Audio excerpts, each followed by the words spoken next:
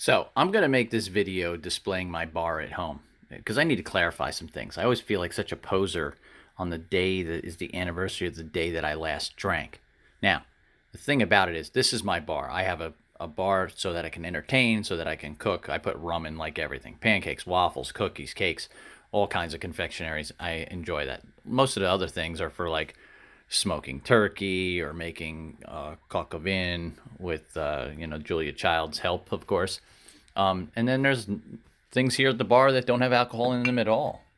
Alternative gin, and then alternative broken bottle, alternative whiskey, which I can actually mix into a gin and tonic, which I only had from my dad when I was a kid. Drinking was allowed in my house. Okay, not to excess, but when my parents had something to drink, I had something to drink if I wanted it. It was nice. Made it so I didn't have to run around and hide. And I see that Dorothy Brushweiler has commented in this thread. She lived across the street from me. She never saw a drunken disorderly coming out of my house, at least that I know of, that I'm aware of. Um, but yeah, so New Year's Eve was always party night. Guys from high school would come over and we'd party, and I don't mean like party like, crazy girls and music and whatever. My parents were there, and we'd sit at the table. One guy who passed away now from my high school class, his parents would come over, for birthdays or whatever, just a gathering. And they'd come over, my dad would be home, and they'd break bread, and then my mom would put out crazy food. If you knew my mom, the food was like endless at the house, always entertaining. My dad was in charge of all the libations, so he'd bring back stuff from all over the world. He'd have like bottles hidden inside the bar. It had like a rotating door on it. It would rotate around, and then like back in the corners, he'd have his it was like his top shelf stuff, that he didn't want anybody to really know about. He'd bust that out for special occasions, whether it be my cousins or whatever. Me, I like to entertain. So this is why this exists. I found a great website that tells you how to build a bar. Somewhere probably down inside this cabinet is a printout, and it does it in 3 stages: your beginner bar, your intermediate bar, and your like top shelf stuff. And some stuff crosses over from those to others. No bottom line to top shelf type stuff, but the middle crosses over into the upper, and the lower crosses over into the middle a little bit here and there. Great suggestions for whether you're building a college bar, something at home during pandemic like me, or whatever. So yeah, why did I quit drinking? Okay, so if I had beer on the table when I was a kid growing up, I had a little mug. My grandmother used to call it a mustard glass or something. I don't even know what that is. I'm gonna have to Google that. Maybe somebody can chime in. But it was like it was a miniature beer mug, just like my dad's, clear glass.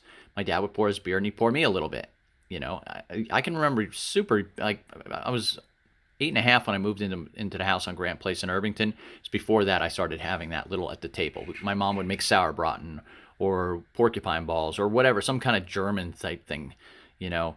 And I remember sauerbraten for sure, and I had the little beer mug there. My parents would like make a pasta dish or raviolis from this place that made them right down the street. I'm sure the McNana family remembers it, or Laura Diaquino probably remembers as well when we lived over in Valesburg. They would go down to DiPietro, which moved to Maplewood, New Jersey, out on Springfield Avenue. Some may remember that. And they made all their homemade stuff right there. And my mom would pour wine. My dad would bring in Chilean wines or French wines or whatever from wherever he was.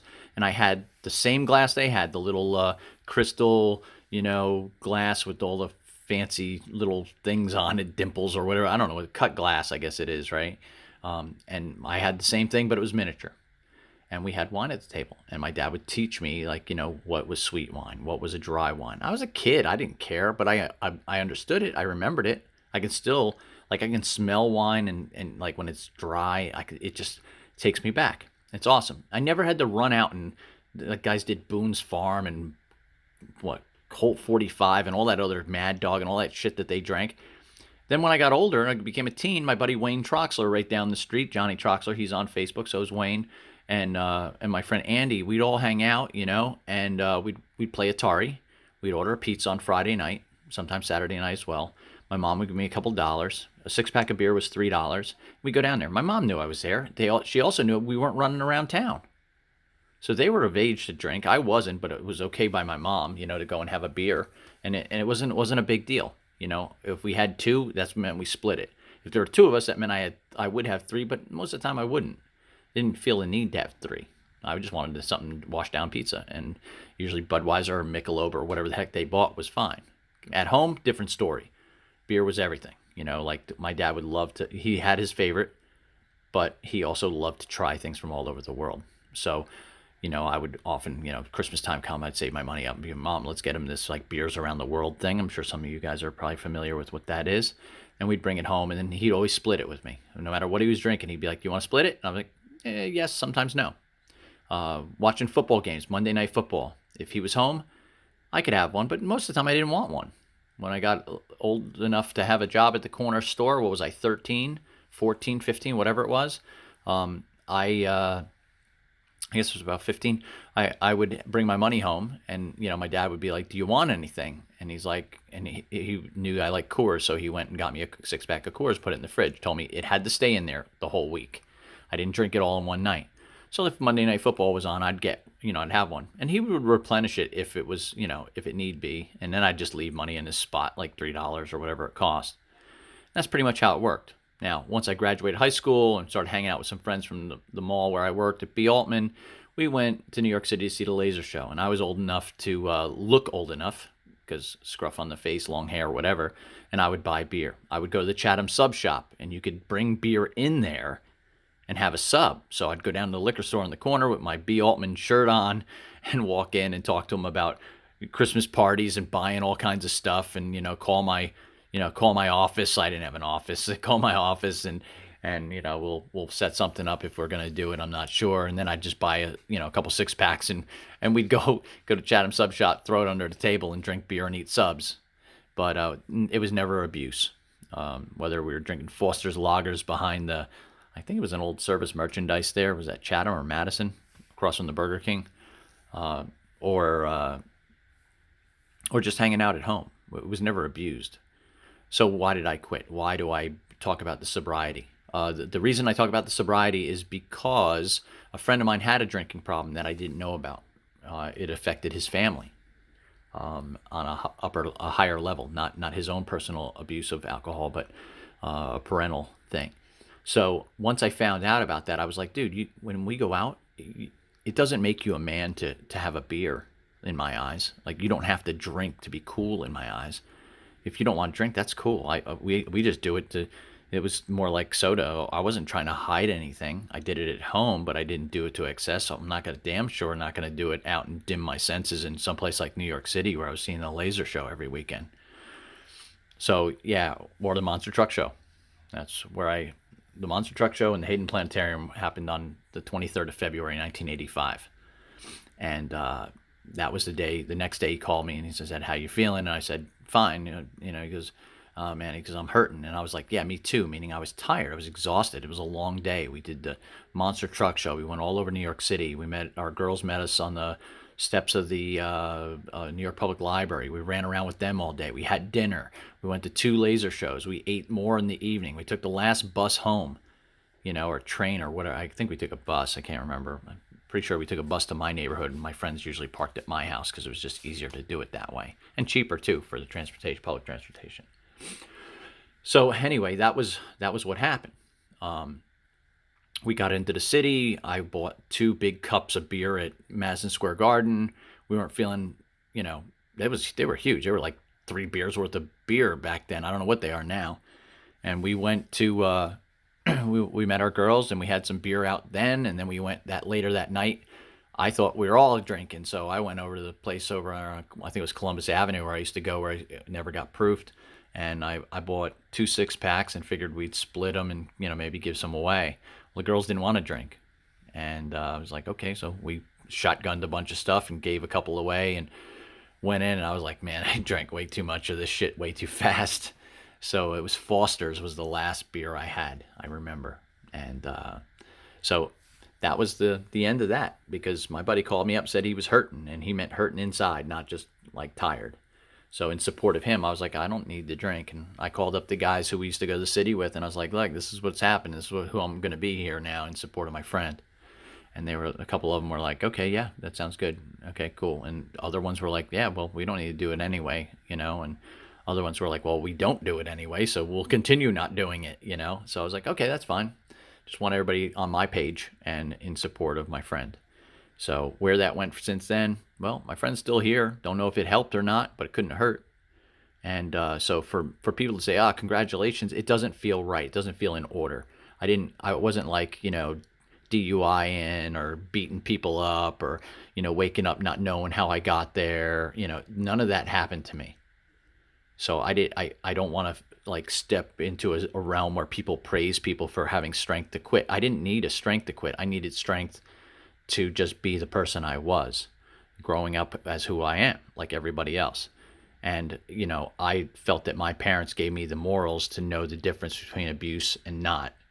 And when a friend didn't get that same level that I got, I stepped in and I decided that I would give him that support that he needed at home that he did not get. Now, I'm not complaining about his home life. He may feel differently, but I'm just saying I'm glad he was raised the way he was. I might not have liked him any other way. He was one of my dearest friends at one time, and he still lives in New Jersey. I've lived there just about everywhere. So I wanted to clarify this. So don't, think anything of like heroic proportions that you would, or I would, of somebody who's, approached an addiction and beat it, because I didn't have an addiction problem at all. And that's not like, I can quit when I want to. That's not one of those.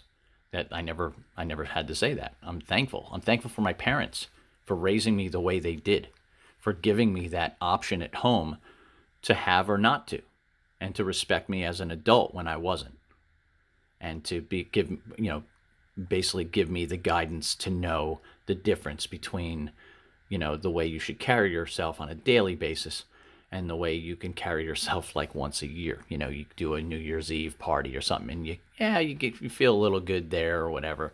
But that's like still, even then, I mean, I don't miss it. I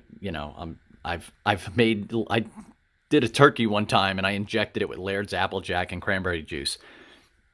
And when people say, when was the last time you were drunk? Instead of saying February 23rd, 1985, I used to joke around and go, remember that turkey I had? Well, I wasn't drunk that day, but it just didn't feel like I had the right proportion. It should have been less Applejack and more cranberry and water, or cranberry and mango juice, or whatever I was doing. But I do remember cranberry was part of it, because the turkey was like a pink in color from being injected. But yeah, that was pretty potent. That was the first and only time I ever did that. So after that, I put the alcohol right into the wood chips. I know you're probably thinking, they already make that. I'm like, yeah, I was doing the wood chips with this stuff long before that. So I figured that would work out, and it did. But yeah, so sorry for the long-winded description. If you've been with me through the entire recording, thank you so much for watching. It's just, I just don't feel that I need to get pats on the back for something that I was doing in support of somebody. If you've ever supported somebody with a problem, 9 out of 10 people don't pat your back. They pat theirs once they're successful, and hopefully they were. And hopefully you were the friend that you needed to be. And anyone watching this that realizes they have a friend that they need to step up with, step up. Step up and let them know. And for those who do battle or have battled, thank them. Take that energy you would have thanked me with, or praised me, or whatever you want to call that, and praise them. I've got one friend that I work with, and I couldn't be any happier that he's lasted and been out here and beat the demons that had him, and they were multiple. And I'm truly thankful for having a coworker that I think as highly of as I do my buddy that I currently work with to this day.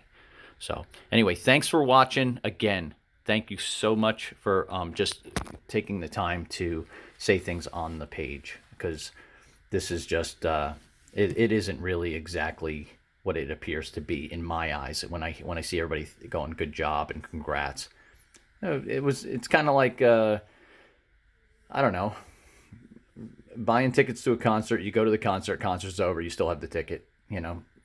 It's just a residual that I have. Is the years of my life here. I don't know if that's a proper way to throw it out there, but yeah, I just feel like it's something I've done in the past, and nobody thanks me for going to a concert. So, all right, that's it.